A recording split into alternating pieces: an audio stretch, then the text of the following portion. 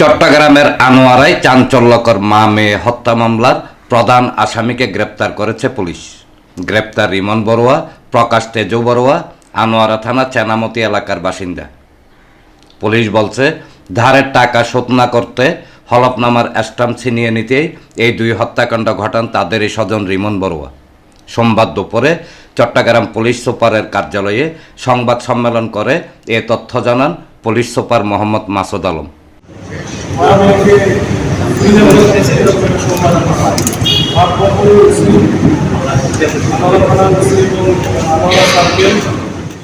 তিনি বলেন, ঘটনাটির গুরুত্ব বিবেচনায় নিয়ে তাৎক্ষণিকভাবে দীর্ঘ অনুসন্ধান, গোয়েন্দা তথ্যের বিশ্লেষণ এবং তথ্য প্রযুক্তির কার্যকর ব্যবহারের মাধ্যমে রোববার রাতে পটিয়া থানা এলাকা থেকে তাকে গ্রেপ্তার করা হয় এবং তার দেখানো মতে ভিকটিমের বাড়ির পিছনের খাল থেকে হত্যাকাণ্ডে ব্যবহৃত চাকু উদ্ধার করা হয়।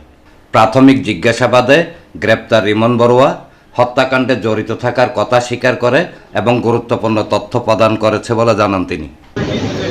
তার মাথায় চিন্তা আসে যে ওইখানে যেহেতু স্ট্যাম্পটা আছে তাদের বাড়িতে, এই স্ট্যাম্পটা যদি কোনোভাবে সে নিয়ে আসতে পারে তাহলে আর টাকা দেওয়া লাগবে না, বা সে এটা ক্লেম করতে করলেও হয়তো লোকজন বলতেছে না আমি টাকা দিয়ে দিচ্ছি।